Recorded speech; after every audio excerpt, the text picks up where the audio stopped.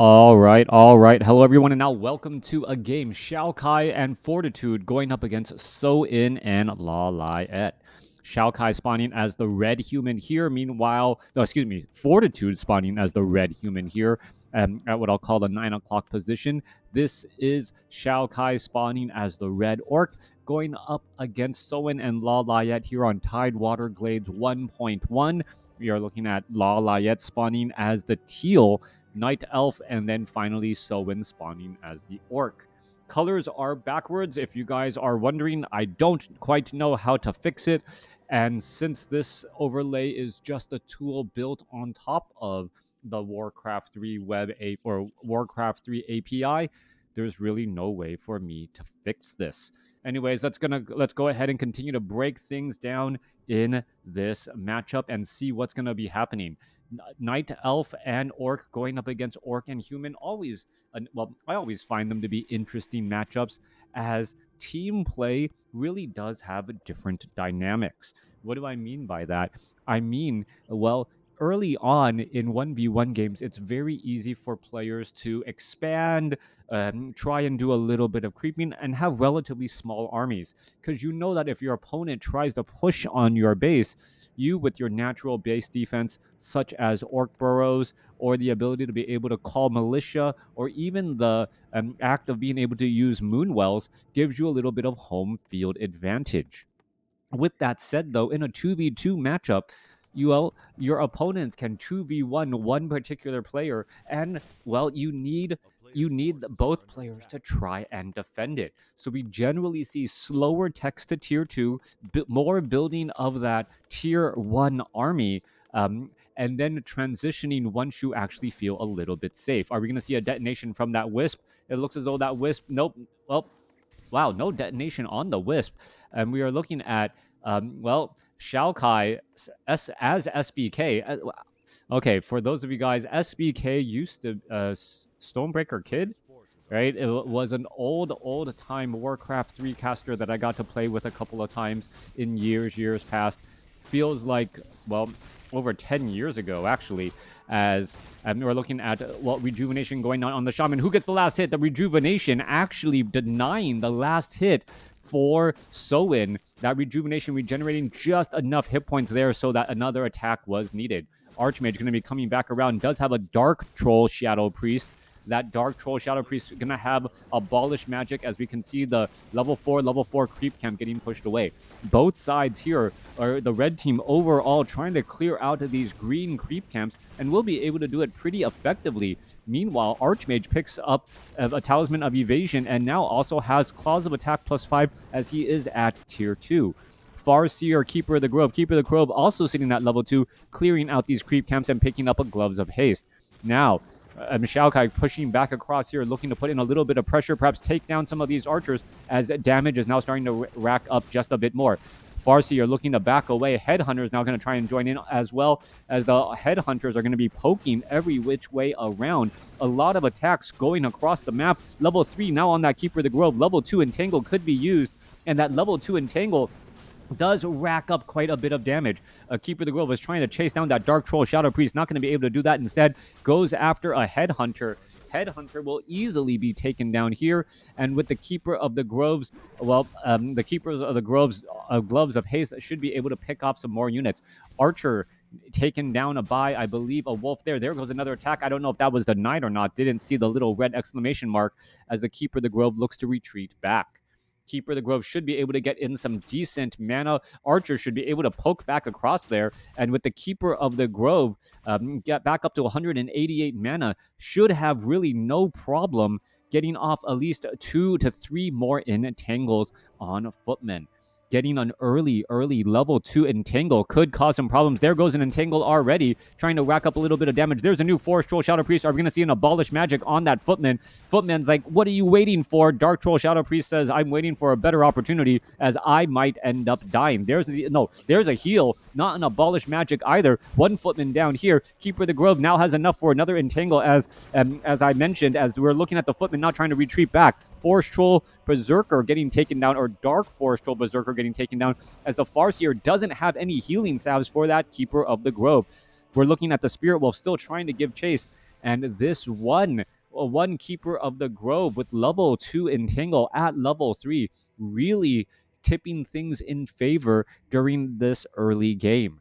Being able to pick off those tier 1 units that don't have that many hit points during the early stage and trying to build that snowball effect. Meanwhile, the Keeper of the Grove going to make its way back down here, does have opportunity for more entangles, and we're looking at, well, Fortitude and XiaoKK being a bit aggressive in their creeping. It could end up getting cleaned up here. We're going to see one Headhunter getting taken down here, one Footman going to get taken down, and now another Footman could get taken down as well. No, that Footman escapes at 227 hit points. Meanwhile, Keeper of the Grove needs a little bit more mana, should be able to get off another entangle as the Farseer now, well, actually just Staff of Teleporting away, saying, you know what, XiaoKK, you're on your own. He's trapped in a corner with nowhere to go and finally uses the Scroll of Town Portal. Not quite sure what he was waiting for. Once he saw his partner leave, he should have already been using that Scroll of Town Portal to try and get away, perhaps getting low on mana, or trying to use a Chain Lightning to get a little bit of departing damage on those units and finish off those units there. LawLiet looking to clear the Dire Wolf creep camp here. Dark Troll Berserker is going to get cleaned up. Naga Sea Witch may get to level 2 if the Keeper of the Grove backs away. Archmage now accompanied by a Paladin as a second hero, oddly enough.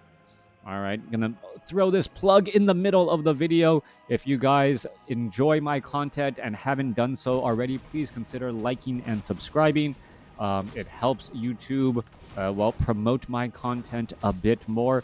Also, if you do have Amazon Prime and don't have a content or don't have creators that you generally support, please consider using your free Prime subscription to help me out. Coming back down across here, we're going to see an entangle on a Raider.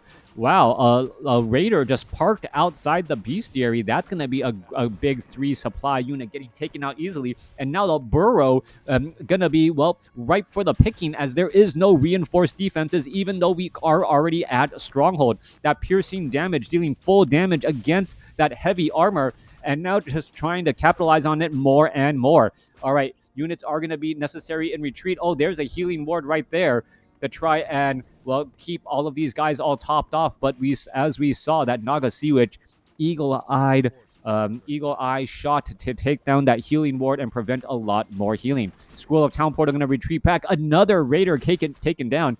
And, well, LawLiet with the strong hit and run tactic there, taking down an Orc Burrow, 2 Raiders, and not really losing anything except for that Scroll of Town Portal.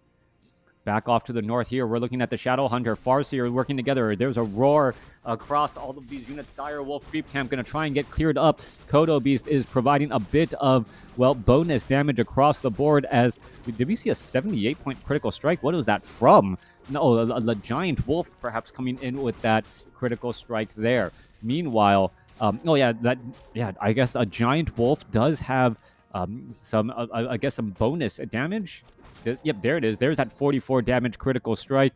I'm not quite sure what the 78-point critical strike was. Perhaps it was coming from a creep. Coming back around, Elder Shaman, Treants going to get cleared up. More Treants making their way around. Naga Sea, which does have Lightning Shield, going to go ahead and vacate the area, as both sides of the map are clearing out difficult creep camps. And with the use of this crystal ball off of, where is it? The Keeper of the Grove, able to keep track of where your opponent is and know that you can also take down difficult creep camps as well. Are we going to be going into a little bit of divide and conquer? Yes, we are. Ursa Warrior now trying to make its way back into its home position. And we're looking at the Berserkers now looking to engage here. All right, is the Warrior going to try and fight? He hasn't really been engaging. Now finally attacking here, as we're looking at Water Elementals.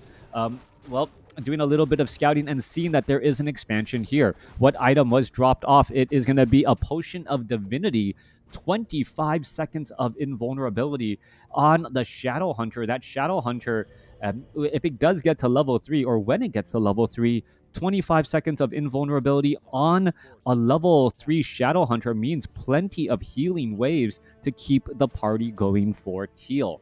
Meanwhile, we're looking at a potential expansion attempt here in the center portion of the map as well.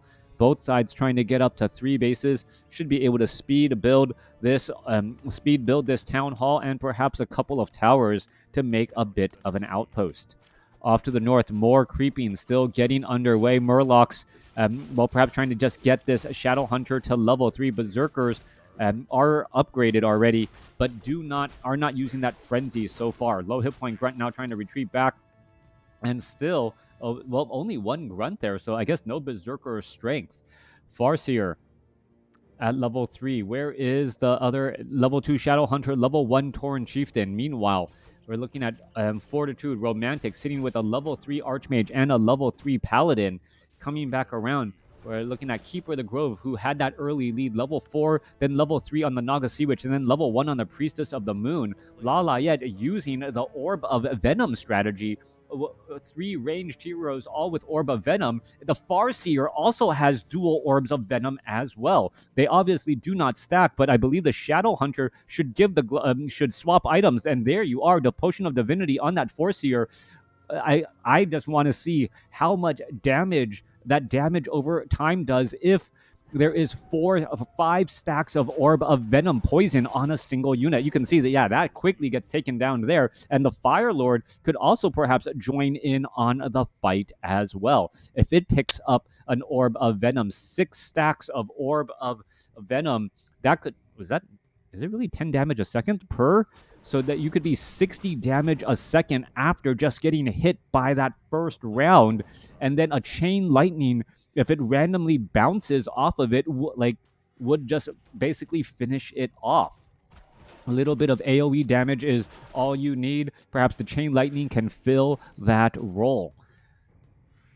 Berserker 1-0 upgrades. We're looking at a potential engagement here. The expansion off to the north has been cleared up, so it is only it is 3 bases for the red team going up against 2 bases for the teal team. I am extremely curious as to this strategy and how it is going to work out. Perhaps they're waiting for gold, or they're waiting for the item to be back in stock, but this is purposeful. We see dual Ancient of Wonders, and yes, it is going to be 6 Orbs of Venom. All right. Orb of Venom, like that damage over time. If Romantic Fortitude XiaoKK doesn't pay attention, they're not going to really know what hit them, especially if they're able to constantly just switch and rotate targets. Switching and rotating targets may be the best move here, as you allow that Orb of Venom damage over time to be applied to multiple units. And then after 5 or 6 seconds or so, that is just hundreds of points of damage done. All right, here we are. Here we go, getting ready to go into an engagement here. Any big, giant, tanky units in that frontline spot. Kodo Beast, 1,000 hit points, but could easily be down to nothing if the other player is not careful. All right, we're going to try and go for an engagement here. Both sides getting into position. Meanwhile, off to the north here, just a Spirit Wolf knocking on the door of an altar. Healing Wave now bouncing around. And there's a Blizzard. So Archmage bringing in a Blizzard, retraining the Blizzard to try and get in a little bit of a zone effect. All right, meanwhile, we're going to be looking at this damage over time. And there goes one Peon. There goes a Fork Lightning. That's exactly what LawLiet was looking for. Letting the damage over time from the Orb of Venom do the majority of the work. And then as that damage continues to hit, well, have the unit fall. Mountain Giants in the front line spot. Are we going to go for an engagement here? The Mountain Giants acting as a bit of a deterrent, as we are looking at Demolishers being added in from the back line as well. Plus 20 damage on those very, very far-ranged units. And here we are. Here we go. Both sides are engaging with a bunch of taunts going back and forth. Tauren Chieftain, unable to cast Silence, going to go ahead and use the potion of the potion, and now use that stomp right there to try and create a little bit of separation. Tauren Chieftain, oh, what was that? That was a quick hex onto the Fire Lord. Fire Lord trying to retreat back here as we're looking at more damage still racking on through. All right, are we going to see, more damage, AoE damage over time. Spellbreakers here. There's that Blizzard now raining down, and we are looking at the Farseer. Farseer taking quite a bit of damage. Is he going to get taken down? It's a Healing Wave, and you can see that Orb of Venom just slowly taking away all of his hit points there, down to 200 already. All right, more damage coming back on through. There goes in a giant stomp as the Tauren Chieftain gets blasted down in no time flat. So Mountain Giant still trying to absorb a bit of that damage, but the Spellbreakers do deal normal damage, which is effective against those mountain giants here. Our Farseer or Archmage gets up to level 4. Level 2, Brilliance Aura. Tauren Chieftain falls at level 2. Use both sides are still trying to get into position as the Keeper of the Grove uses a Scroll of Town Portal just in time to retreat back. Kodo Beast, is it going to be able to retreat back here in time? Is it going to? No, it is not. Scroll of Town Portal, a split second too late. The AoE damage of XiaoKK and Fortitude with that constant push, able to overcome the Mountain Giant front line and also the Orb of Venom, sextuple stacking. We did see the Tauren Chieftain fall during that fight, though, and we see that the expansion was in fact taken down. So overall, difficult to figure out who actually came out ahead. Firelord got a little bit more experience. Shadowhunter still needs a bit more mana. Meanwhile, we're looking at the Paladin sitting at level 3, level 2 Holy Light. That is a lot of Demolishers, much more than I would have expected. 5 Demolishers with plus 20 damage because of those Kodo Beasts, and that damage could just get racked up higher and higher. No Breath of Fire, no AoE effective damage against all of these units. Perhaps a Pit Lord with Rain of Fire may actually have made sense if they knew what the unit composition of XiaoKK was going to be. Expansion, now Tiny Pocket Great Hall being built off to the north here. Hunter's Hall getting absolutely pounded as the Mountain Giant tests the waters and sees if they can perhaps come across here. We're going to be looking at a little bit of damage over time. Keeper of the Grove, Naga Sea Witch now trying to make their way over. The Demolishers do not get poisoned. There is a big taunt there, and here we are going into an engagement. Firelord continuing to fire back here. Both sides absorbing damage. Magic resistance versus magic immune, but the Mountain Giants have significantly more hit points, so they can take it just a little bit more. Healing Wave still bouncing around, but it is really the Archmage with the rain or with Blizzard able to rain things down and cause problems. Tauren Chieftain unable to put down a stomp because of that. I believe that was Soulburn, but now using a Potion of Invulnerability instead. Mountain Giants all low on hit points. Rock Golem getting taken down there as the units are going to try and retreat back there. All right, we're looking at Burning Oil. Firelord falls at level 1. Tauren Chieftain falls as well. Both sides losing heroes relatively early on as the Keeper of the Grove is still trying to, figure out how to take down some of these units and getting that final blow on those Spellbreakers there. All right, both sides still fighting their way through. Farseer taking quite a bit of damage. There's a Hex. There's a heal. Farseer able to back away just in time, going from pretty much down to 50 hit points back up as we are now looking at the Farseer. Farseer down to 144 hit points. He uses a Scroll of Town Portal, but that is going to be going all the way back home as the Mountain Giants need to retreat back perhaps inside this Moonwell location. Things are not going well for LawLiet and Sohin. They are in so much trouble. And now, as the Demolishers are going to be able to make short work of these buildings by bringing a little bit of siege damage to the battle, it is effectively taking down this base at a rate that LawLiet may not be able to recover from. You can see all of that damage just, hitting so hard, and repairs are going to be falling a bit short because of that burning oil, and down it goes. All right, it is now 2 bases to 1. Sohin, will he be able to hold on? 50 over 72 supply. All these Mountain Giants need ways to get healed back up as we're looking at the, Naga Sea Witch, Priestess of the Moon, and Keeper of the Grove trying to lead the charge here. Is there enough damage amongst all of the heroes? Kodo Beast now trying to bring it in as well as we are looking at the Demolishers just raining down all of that damage with burning oil again and again. Hazardous to just try and stay in place as the Fire Lord is actually taking damage from all of that burning oil here. All right, thematically, you might think it would heal him. All right, Fire Lord gonna get taken down to 18 hit points, down to 2. Natural regeneration for the win right there as he does a little bit of a taunting laugh, only to see Chain Lightning bounce on him in the back. Tauren Chieftain falls as well, so those third and final heroes constantly getting cleaned up and taken out, perhaps more of a liability than an asset at times. Level 4, we are looking at the Tree of Eternity was taken down, so it is only 2 bases now going up against 3 mining bases, with the main bases only having about a minute and a half of mining left. With XiaoKK's army consisting as it is, the pressure on the buildings will be relentless. All right, Ancient of Wonder is about to get taken down. Archmage, well, Shadowhunter not going to level up. Farseer not going to level up. Tauren Chieftain still getting resurrected back at home. And we may see a last stand situation by Soin. This Ancient of War going to easily get taken down. 2-2 upgrades on all of the human units. Meanwhile, Demolishers have 3-0 upgrades, and on top of that could get even or get plus 22 damage with those Demolishers because of those Kodo Beasts. That big 20% damage boost there. I'm really showing what's going on.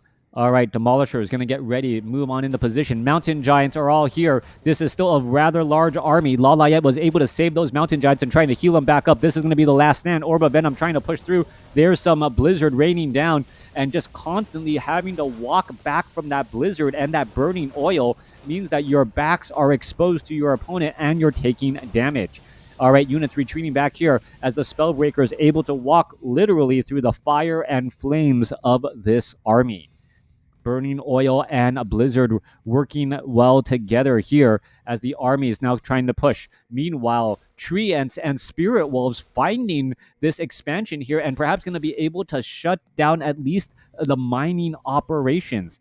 A new base also being set up by XiaoKK at the 4 o'clock location. We'll see what comes of that. Now, XiaoKK notices that there is this expansion here as well. He knows that if he shuts that down, that is going to be it. LawLiet and Soin know that they need to make a stand here. Otherwise, they're just going to constantly lose that economic base. That little bit of silence coming back a little bit late there as we see Fork Lightning. Tauren Chieftain gets taken down again. Blizzard is still raining down. Spellbreakers trying to make their way through as we see ensnares go down onto the Mountain Giants. The Mountain Giants not bringing in any of those clubs for a little bit of additional range damage. Staff of Preservation for the save as the Mountain or as the Fire Lord still continuing to battle it out. Healing Wave still bouncing around as we see a Tree of Life off over here. Not quite sure what it is doing there. And still, well, more Blizzard raining down again. All right, Berserkers trying to be able to hold off this back, but the back line of SBK is just too powerful. And of SBK and XiaoKK and Fortitude is just too powerful that it's not that it can't be stopped at this point. So far, though, if the Fire Lord can figure out a way to get some damage and shut down these Demolishers, at least one by one, it could slow the onslaught, but it may be too little too late. Keeper of the Grove does get up to level 5. Remember, Tranquility now is still a very powerful ability, but the cooldown is no longer so dangerously quick. Keeper of the Grove just getting to level 5 here. More Treants are going to be summoned up. Units are now retreating back. We are operating off of 1-2 bases, but this base of SBK is completely wide open. Meanwhile, this base here of Soin about to get taken down as well. There's a Tree of Life hiding off to the side. Are we going to be going into an engagement here? Keeper of the Grove perhaps could get an entangle. Does get an entangle off on the Farseer. Little bit of damage over time. And you can see that Orb of Venom still ticking away. He was at 600 hit points just a couple of seconds ago. Coming back through, more Treants trying to clean all up those units. Keeper of the Grove still trying to gain a bit more experience. Fire Lord, what can it really hope to do as well, as these Spirit Wolves are just getting ensnared and will get shut down, feeding a bit of experience back again. Archmage does have level 5 with level 3 Blizzard. And with that level 3 Blizzard, well, even though the Mountain Giants are a bit resistant to that damage, it still adds up over time. Are we going to get mastery training? No, we are not. 8 over, well, no more gold mining whatsoever. So, well, what you see is what you get from this teal army. Meanwhile, the red army is still mining off of 2 bases. And with this, we know that the writing is on the wall. Fortitude XiaoKK should be able to easily take this game, short of some crazy catastrophic mistake and misstep by SB or XiaoKK and Fortitude. Their names are just I keep on thinking SBK. I'm like, no, SBK is not in this game, but that's his name.